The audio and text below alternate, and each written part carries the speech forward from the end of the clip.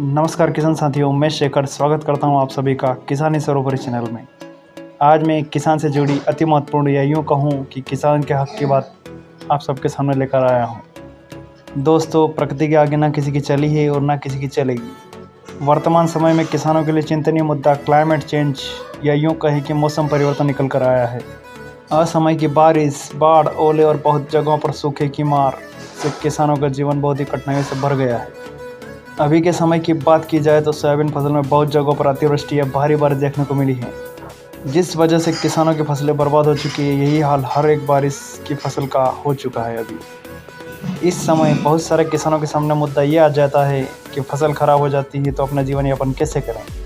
इस विकट परिस्थिति को देखते हुए सरकार ने कुछ महत्वपूर्ण योजनाएं निकाली। आइए जानते हैं सरकार द्वारा कौन सी दो मुख्य योजनाएं हैं जिससे किसानों को थोड़ी राहत मिल सकती है। पहली योजना की बात करें तो वह प्रधानमंत्री फसल बीमा योजना है। दूसरी फसल है राहत राशि। दोनों योजनाओं का मुख्य अंतर यह है कि प्रधानमंत्री फसल बीमा योजना उन किसानों के लिए है जिनने फसल बीमा कराया हुआ है, और राहत राशि उन किसानों के लिए जिन्होंने बीमा नहीं कराया है। अब बात निकल कर आती है कि योजनाओं का लाभ किसान कैसे ले।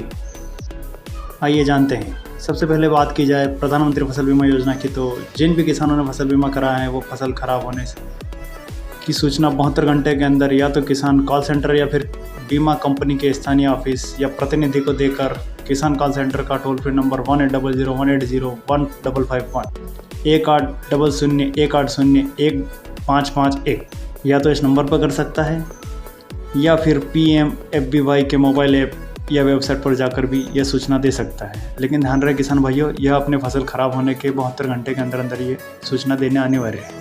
इसके अलावा एक और ऑप्शन है CSC केंद्र, जिसे हम जन सेवा केंद्र भी कह सकते हैं। उसमें भी फसल खराब होने की बात अपने दस्तावेजों के माध्यम से कर सकते हैं।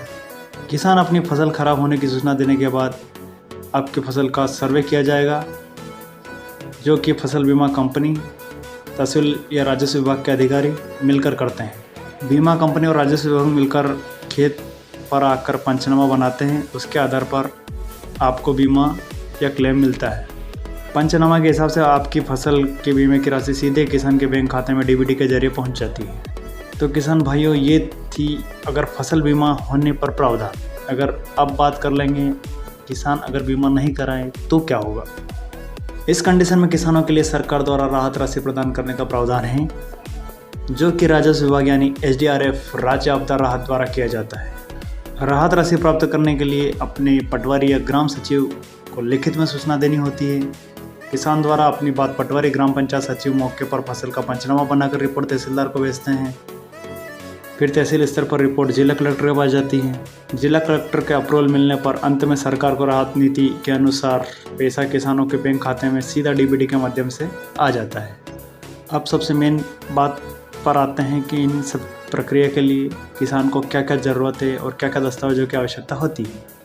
किसानों को मुख्यतः आधार कार्ड, अपने बैंक की पासबुक, ज़मीन के कागज़ में जैसे खतरा, खसौनी और जमाबंदी की बात आती है। चौथा आवश्यक है फसल का नुकसान का फ़ोटो या वीडियो। ये भी एक अति आवश्यक चीज़ें होती है दोस्तों।